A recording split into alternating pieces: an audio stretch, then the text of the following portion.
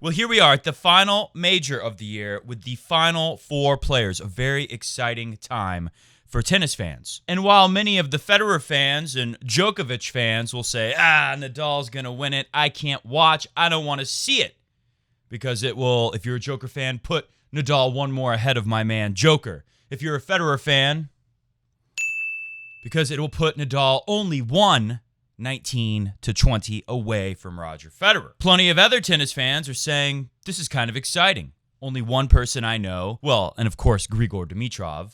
But other than that, two very fresh faces for most casual tennis fans, especially around the world.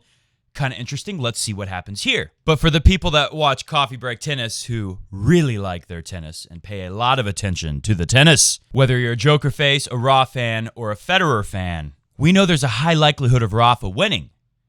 But you have to admit, we don't know much about Matteo Berrettini yet. He's too young for us to say what he is. He could be one of the future greats, and he's about to make a big statement win over Rafa in the semifinals. And Medvedev, too young for us to know him yet. We know for sure he's not Kevin Anderson. He's got some edge.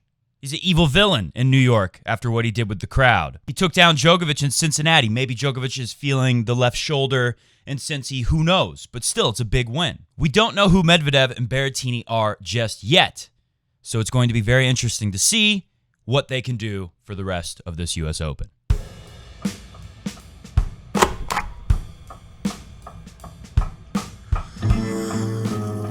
Today on Coffee Break Tennis, we talk about yesterday's quarterfinals just a little bit, just enough to preview what may happen at the semifinals of the 2019 U.S. Open. And that's it. Fade the music out, because that is it. Today will be a short show because there's not much you really have to say. Grigor Dimitrov, while he did play well against Roger Federer, better than he's played all year, which is not saying much. There's no way Roger Federer would have lost that match fully healthy. If Federer felt the way he felt playing David Goffin a couple days before, he most likely beats Grigor Dimitrov, no matter how well Dimitrov plays for him. With that said, we did see that Medvedev has played so much tennis, let's go Medvedev! Mostly winning all of that tennis in the last couple months. I believe in the last month, he's played something like almost 20 matches, a ton of matches. So there are questions about how he's feeling, but after seeing what he did with Wawrinka, who may not have been feeling his best either, after seeing the way Medvedev was able to pull out that match when he wasn't moving his best and was able to go to the net, use the lob and the drop shot combo and the tiebreak, all the clever things that he was able to come up with and find a way to win that match in what looked like a pretty easy fashion. If he's feeling better after a couple of days, and a couple of days could go a long way knowing that you get a chance to go to a major final, I predict we will very likely see Medvedev crunch Grigor Dimitrov. Let's go, Medvedev! But Grigor Dimitrov has played a pretty high level in the past. Don't forget 2017 when he almost beat Rafa Nadal at the Australian Open. Don't forget 2017 when he won in Cincinnati. Don't forget in 2017 at the end of the year when he won the World Tour Finals. While I think Federer feeling better would have beat him the other day. I mean, he almost beat him with whatever injury issue Roger Federer was trying to hide in that match and had to reveal at the end. Maybe, just maybe, Grigor is feeling a little more confident now. Maybe Grigor is feeling like, you know what, I can do this. Maybe he's going to come out and play great. If there's a high-quality match with him and Medvedev and Grigor is able to get through it, he should feel relatively fresh. One thing we haven't questioned about Dimitrov is the fitness. He's always been a very fit guy. This could be the time that everyone thought could happen. For years, we thought Dimitrov could put everything together and be a Grand Slam champion. Wouldn't it be crazy if he could do it now? It'd be so crazy that I don't think that's going to happen.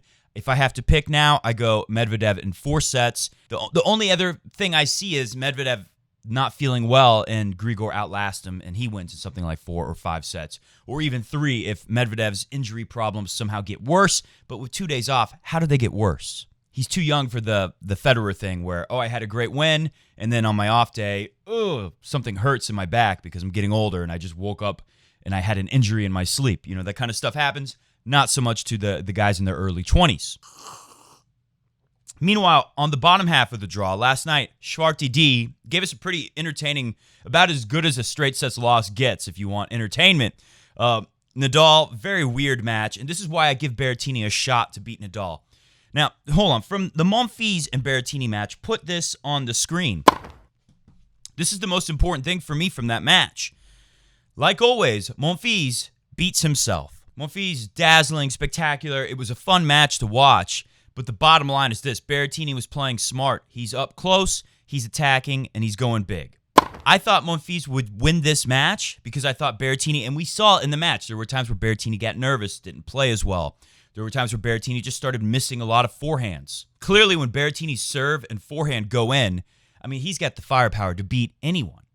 That's why I give him a small chance to beat Rafa. Smaller piece.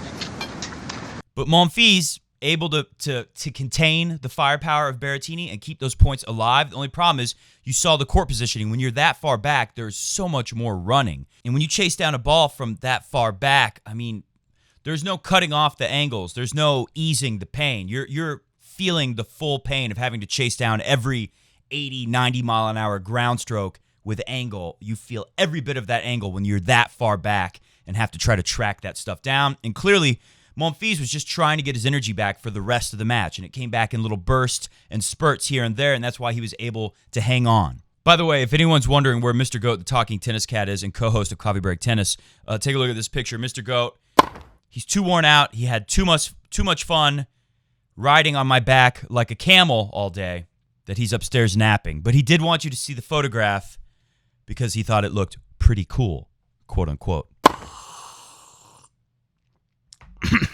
He's a strange animal. Loves tennis and a passion for riding camels. Human camels. But back to Rafa. The thing with Rafa was, how did he go up 4-0 and then it's 4-all? And then how do you not hold serve and hang on and get the tiebreak after that big comeback for Diego Schwartzman? In the second set, it's pretty much the same thing. What was it, 5-1 in the second set? Even worse, I guess. The big thing was Rafa would get these leads, and then Diego, credit him because he would play very well. He'd hang in, he'd hang tough. That's what he's going to do. He's going to track everything down, and he's really smart about court positioning. I mean, watching Schwarty is a lot of fun because he knows he has to get closer and closer to the baseline. He knows he has to run back, just like Monfils did, but he's the opposite of Monfils. Schwarty will run back and contain the power of a Berrettini, of a Rafa, but soon as there is any chance to regain real estate, Schwarty is right back up. So he would do a really good job of that, and then Rafa would start spraying forehands like crazy. Schwarty does not come back without about 10 unforced errors on the forehand each set. Rafa gave him about 10 free points. Think about that. You gave him a lot of those games. The biggest problem for little Diego Schwartzman was he never had a hold of serve that came easily. Only, I think, when he would tie it up at the end. When he got the 4-all in the first. When he got the 5-all in the second. He had an easy serve game. He only has one ace, and that's a slider from the deuce court. If he hits the line with enough slice, as far back as Rafa is, that thing just slips away from Rafa, and he can't even get it. That's the only time Diego gets an easy serve, and as McEnroe was saying, Rafa, just move up. He's not going to burn you up the tee with his big 100-mile-an-hour first serve bomb.